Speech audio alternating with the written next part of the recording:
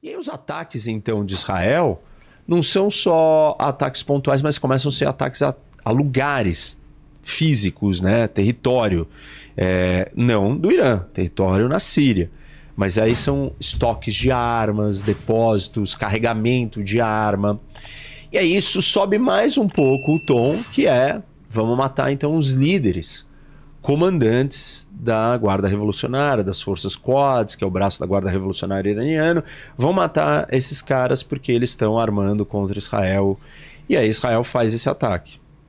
A embaixada? A embaixada, E Israel toma essa decisão porque ela sabia que ia ter uma retaliação se ela fizesse isso, ou ela não imaginava. É uma aposta, foi feita uma aposta dentro de uma lógica de percepção. E a lógica de percepção israelense foi a seguinte: olhou e falou assim, como é que o Irã reagiu em 2020 quando os americanos, o Trump, vai lá e ataca e mata o Soleimani, que é o líder da Guarda Revolucionária. Qual foi a resposta do Irã? Nada. Tipo, uma resposta patética, uma piada. Ele vira e fala assim, eu vou atacar não sei aonde. Avisou onde ele ia atacar, mandou um míssil, não aconteceu nada, ninguém morreu, não serviu pra nada.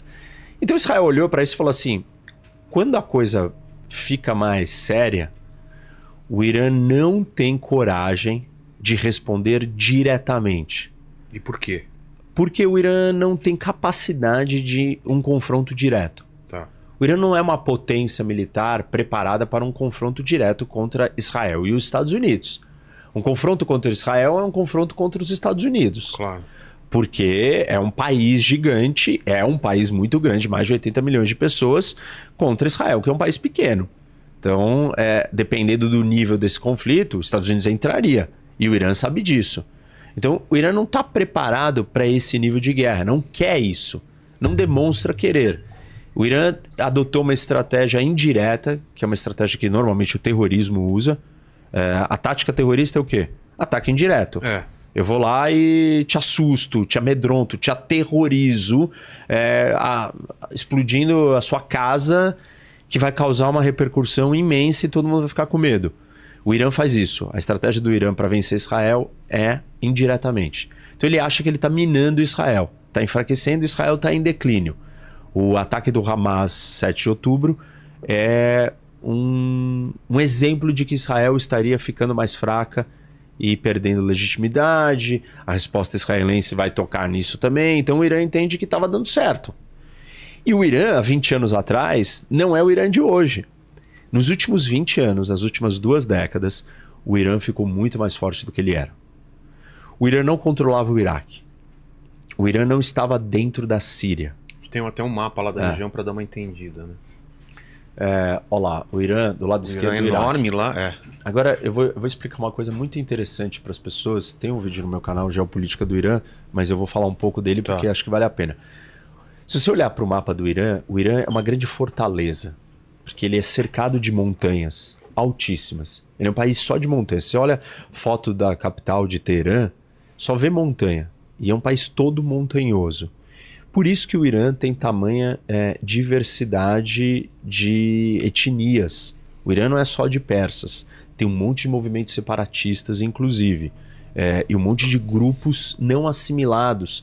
Porque montanhas dificultam a assimilação de você unificar o país. Porque o cara fica lá isolado. Por que o Afeganistão é cheio de tribo? É um monte de montanha. Então, uma tribo não se conversa com a outra. O isolamento físico impede a criação de uma unidade. Do mesmo jeito que um território muito grande também impede isso. O Brasil. O nosso problema, a parte dele, é que nós somos muito divididos. Nós somos muito divididos porque somos muito grandes. Tem um regionalismo muito grande no Brasil. A mesma coisa acontece por causa da topografia da montanha. Olha lá, ali no fundo, né, a gente consegue ver as montanhas e tal. Qual que é a vantagem para o Irã? Ser cercado por montanhas... Depois coloca o mapa de novo, tá, Tuti? Ser cercado por montanhas te faz você ficar dentro de uma fortaleza. E a fortaleza te protege de ameaças externas. Raramente, assim, os mongóis chegaram perto ali, ninguém conseguiu entrar e invadir o Irã. Nunca. Numa invasão terrestre. O Irã não foi conquistado, assim, ele não sofreu tantas ameaças. em parte por causa dessa geografia, né? Que ele está cercado e protegido. E aí, o benefício é que você está protegido, mas o problema, o obstáculo, é que você também não consegue sair com facilidade dali. É uma prisão, de uma certa maneira. E aí, como que ao longo da história o Império Persa nasce, que são os iranianos? Eles precisam conquistar o território adjacente ao Irã. Esse território é a Mesopotâmia, que é o Iraque.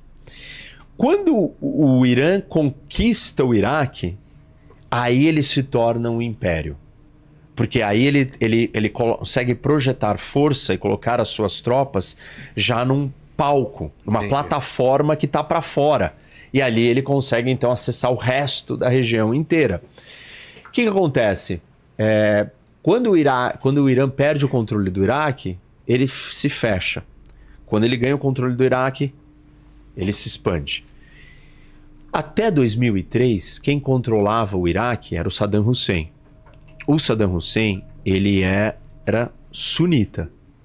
E essas divisões, né, desses dois grupos religiosos existem no Oriente Médio. Como se fosse católicos e protestantes. Nesse sentido, sunitas e xiitas. Então você tem essas duas grandes vertentes.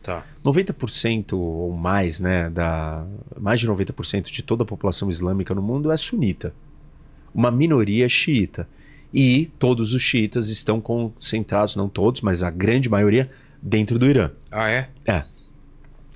E aí, assim, você tem xiita no Líbano, que é o Hezbollah. Você tem... Na Síria você tem os alauítas, que é a família Assad, que são próximos aos xiitas. Mas se fosse colocar de uma maneira bem rasa a diferença entre sunita e xiita, é religiosa só? Religiosa. Tem a ver com a interpretação dos descendentes de Maomé e quem que deve governar a sociedade islâmica. Entendi. Uns acreditam que tem que ser de sangue e outros falam não. Vamos eleger alguém aqui, não vai ser um representante de sangue. Os xiitas acham, eles são mais religiosos, mais restritos, rígidos nessas interpretações.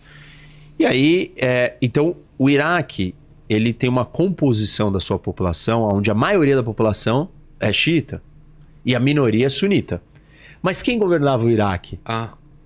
O inverso. A minoria governava a maioria, porque era um ditador. Entendi. O Saddam Hussein governava... E ele repelia toda a manifestação, tudo que era contra, ele conseguia abafar. Todos os xiitas, ele perseguia eles, perseguia os curdos, perseguia todo mundo. Então o Irã não estava muito satisfeito com isso. Nem um pouco, tanto que teve uma guerra nos anos 80, de 1980 a Irã-Iraque.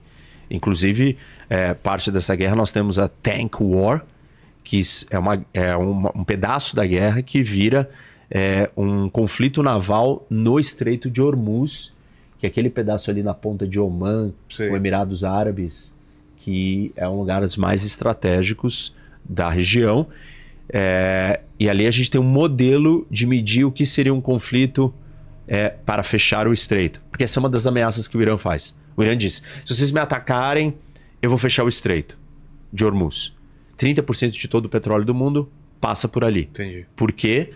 Olha o que tem lá dentro. Volta, Emirados, Catar, Arábia Saudita, Kuwait, Iraque e Irã. Todos têm que navegar no Golfo Pérsico. Aí quando eles estão saindo do Golfo Pérsico, eles vão passar pelaquela pontinha. E quem tem a posição privilegiada na ponta é o Irã. Então o Irã poderia fechar. Nós temos um precedente desse histórico do que aconteceu na guerra, na Tank War, entre Irã e Iraque, onde o Irã e o Iraque atacaram e tentaram fechar o estreito, afundar navios que estavam passando por ali. Mas enfim, e aí aconteceu alguma coisa em 2003, que é o quê? Os Estados Unidos invadem o Iraque. E eles invadem o Iraque com um objetivo, derrubar o Saddam Hussein. E por quê? Qual era o interesse dos Estados Unidos? Era se livrar do ditador. Porque eles tinham receio, né? Essa foi a desculpa da intervenção, da invasão, de que o Iraque tinha armas de destruição em massa. E aí você fala, tá, mas isso foi inventado? Não. O Iraque já tinha usado armas de destruição em massa contra seu próprio povo, contra os curdos. Nossa. Armas químicas. Então, eles achavam que ele tinha um programa nuclear. Óbvio que invadiram, viram que não tinha, foi um dos grandes erros da política externa americana. Foi um fracasso, a guerra custou uma fortuna, morreram muita gente, a comunidade internacional não aprovou, os Estados Unidos invadiu o Iraque sem autorização do Conselho de Segurança, foi um dos grandes erros de política externa, todo mundo critica isso até hoje, fica usando o exemplo do Iraque. Quem que era o presidente, né? Era o Bush. Era o Bush. O Bush filho tinha tido uma outra guerra no Iraque, não sei se você lembra. Qual? Antes, nos anos 90. Não. Por quê? O Saddam Hussein invade o Kuwait. Verdade. E aí o Bush pai... É mesmo, Bush pai e depois o Bush filho. Não, isso. E aí todo mundo diz, uma parte da explicação da guerra do Iraque, falam que o Bush filho, ele tinha um complexo com o pai e queria terminar o trabalho, né, a operação do pai que não deu certo, que não finalizou. Então ele queria se provar maior que o pai, por isso ele quis invadir. Enfim, mas...